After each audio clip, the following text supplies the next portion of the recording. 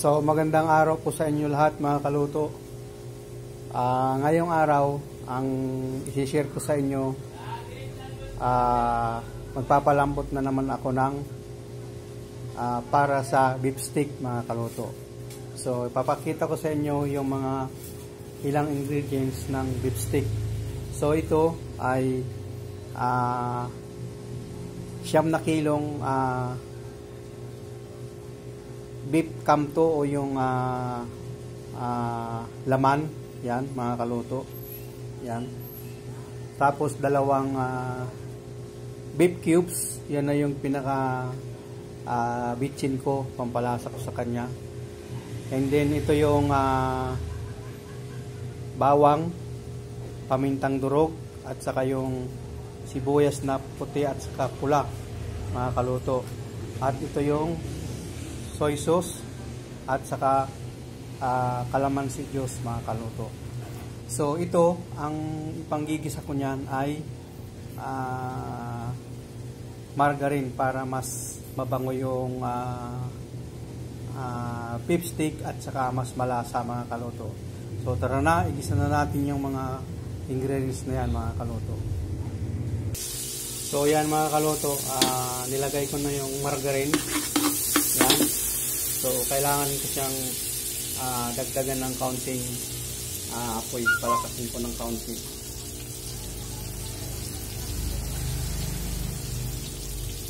Yan.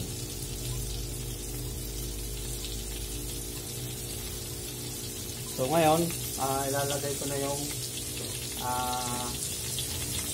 paminta, bawang, saka yung sibuyas na puti at saka pula mga kaluto. Isahan na lang para mas mabilis.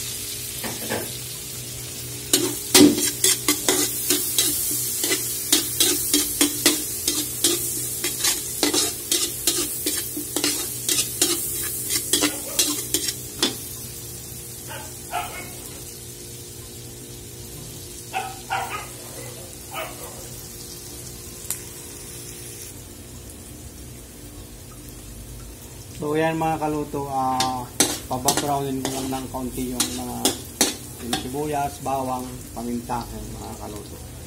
Maya lalagay ko na yung baka natin.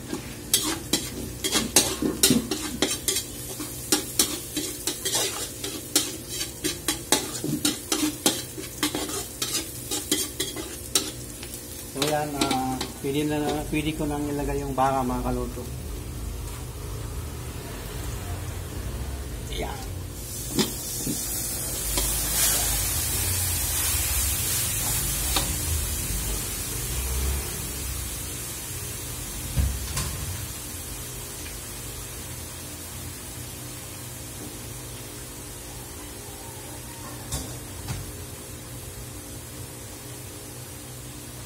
So yan na yung 9 kilos na pang beef steak ko mga kaluto. So haluin ko siya.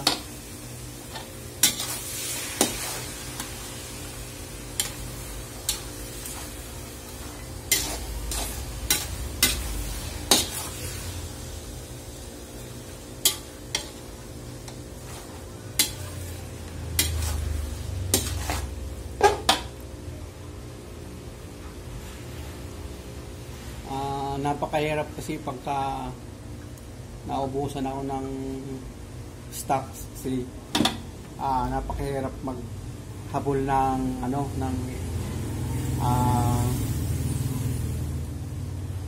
ng stock kasi parating hinahanap din to ng customer. Beef steak, caldereta, yan. So kaya kailangan meron talaga ako parati mga kaluto. So ngayon ilalagay ko na yung soy sauce saka yung calamansi juice. Ito mga kaluto. Yan.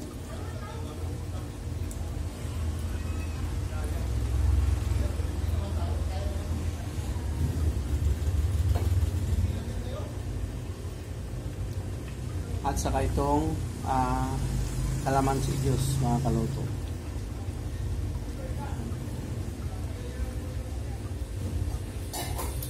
So haluin ko ulit, tapos tatakpan ko na siya hanggang sa kumulo.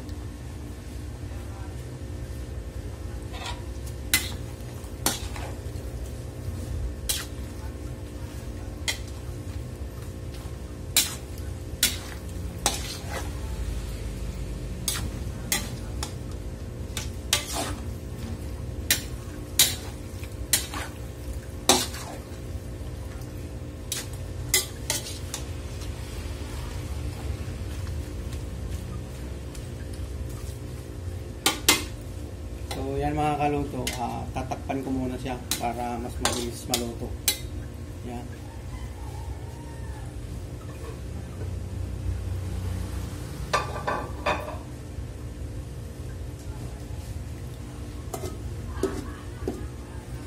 So babalikan na lang natin maya-maya mga kaluto kung medyo malambot na siya. So ayan, balikan natin mga kaluto yung pinapalambot ko na beef stick. Yan, medyo malambot na siya. Yan mga kaluto, yan. So siguro mga another 45 minutes malambot na yan mga kaluto. At magbibigay na din ako sa inyo ng dagdag kaalaman mga kaluto. Kung kayo magluluto ng beef stick o kaya pork stick, ay ang gagamitin nyo ay yung medyo may kaunting taba at saka laman. Huwag yung puro laman kasi yung less yung lasa niya. Kasi sa totoo naman talaga, ang lasa ng karne ng pork or chicken or beef ay nasa taba siya, sa kaunting taba. Wag naman yung puro taba kasi baka high blood din tayo niyan mga kaluto. Yan, kung kahit sa adobo mas masarap yung may kaunting taba sa sinigang. Yan. Kasi yun talaga ang nagbibigay ng lasa sa lutuin natin mga kaluto.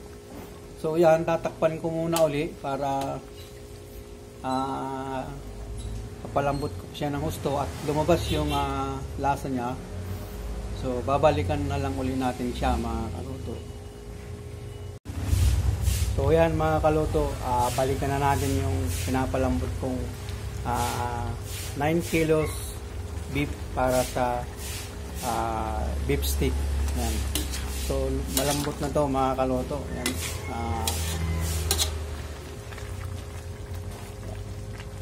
Yan, ganyan na siya. May sarsa. So papalamigin ko na lang siya, tapos ipo-portion ko rin siya. Tapos kapag may order, counting retoke na lang yan, counting soy sauce, tapos calamansi juice, counting durog na paminta, tapos yung pinaka main ingredients niya yung sibuyas na rings ang pagkahiwa mga kaluto. So yan lang muna ngayong araw mga kaluto, at maraming salamat sa inyo sa walang sawang pagsuporta sa aking channel, at sana lagi nyong panonoorin ang aking mga ina-upload na video sa aking channel. God bless po sa ating lahat.